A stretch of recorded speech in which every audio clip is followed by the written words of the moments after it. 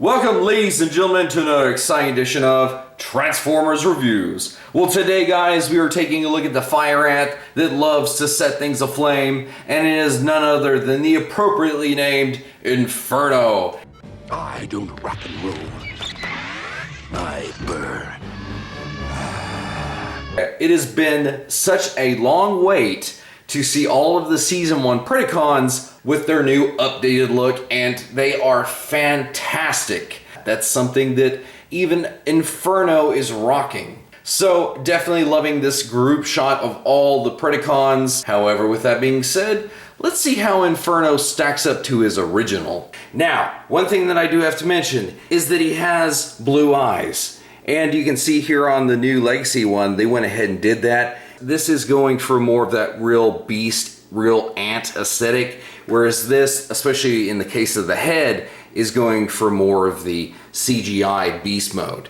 But I feel that it doesn't quite get there, and I would love to show you some of the details, except this boy has to balance precariously on the two solid molded legs because the other four are just for show. Plus, the fact that our boy over here is holding his entire beast mode up off the ground with his legs. I love it. Now, another thing that we have to address with Inferno is something that's blatantly obvious, is the fact that he has a giant cannon strapped to his back. Now, while I normally would not like that for a lot of animals, the fact that this is Inferno, the crazed fire ant that loves setting people on fire and blasting them, it totally matches his aesthetic. But even without the cannon on his back, when you start to look at the beast mode and the detailing that, you know, we've become accustomed to since the days of Kingdom, and I'm down with it. Now, as fabulous as his beast mode is, there is still his robot mode to go. Let's get to it. And here is our Ant Fiend rocking his robot mode, and I think the thing that is most blatantly obvious is the fact that yes, his beast mode legs are going everywhere. However, as we discussed in Tarantulas' review, this is not like the CGI model. They're not going to collapse neatly up in a way. Now, the one thing that his original does have on him is the fact that a lot of his kibble did kind of conveniently fold away. So, mark one up for the old guy. The one thing that I do have to address is look at his magnificent head sculpt. The one thing that they made sure to do for this guy is that if you wanted to, you can actually have him do his wide scream, much like he did in his debut episode. But this boy has some insane light piping, and the fact that it bleeds through to his mouth too when you get it just right, like that, oh, he's looking kind of intense and fierce, and I love that.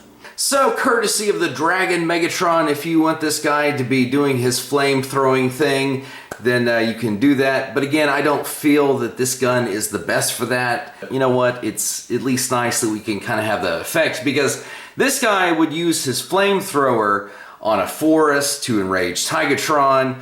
He would also use it on Tarantulas whenever he thought that he was betraying the royalty. So it is kind of cool to have a figure that is able to have a lot of those dynamic poses. I did want to go ahead and bring this out because on the old guy you can see it's the complete abdomen before it splits into the propeller. Well, the one thing that I was worried about with the new one is that it only had 3 of the 4 propeller blades. However, if we look at his butt, he's got all 4. So as you can see on the old guy, he used to have the hole that the button for his spin gimmick used to fit through.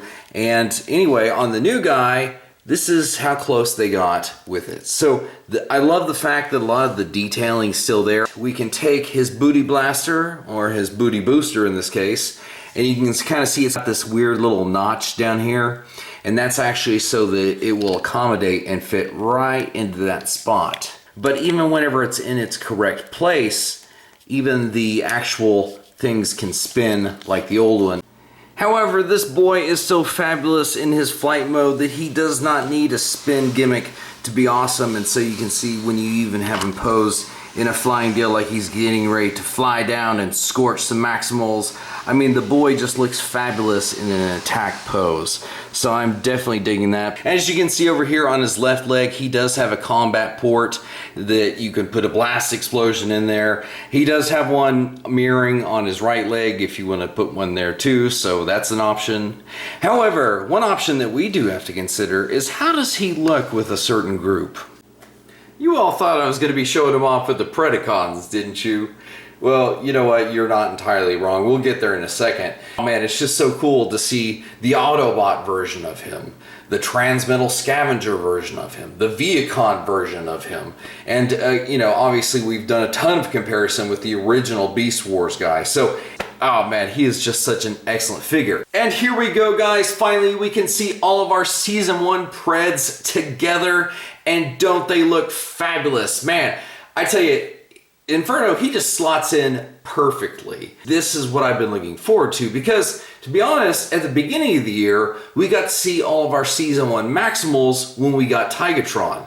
Well, now here we are at the end of the year, and now that we've just gotten Inferno, we're kind of seeing all of our Season 1 Predacons. So it'll be kind of interesting to see where we go from here. As of the time of this video, they actually have found computer codes for a leader class Tigerhawk. And on top of that, it was a Voyager class Silverbolt. And these guys are going to be awesome. So, and for the final announcement, guys, for those of you that are interested in the Deathsaurus numbers as of this time, so it'll be kind of interesting. I'm very confident that we'll have everything for Deathsaurus, which will be kind of interesting to see once everything is said and done.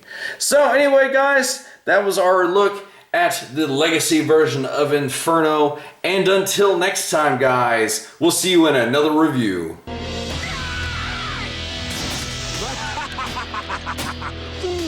Pain is my friend. Allow me to introduce you to it. You've had your fun. Now leave him alone. Oh, look. A hero. My favorite.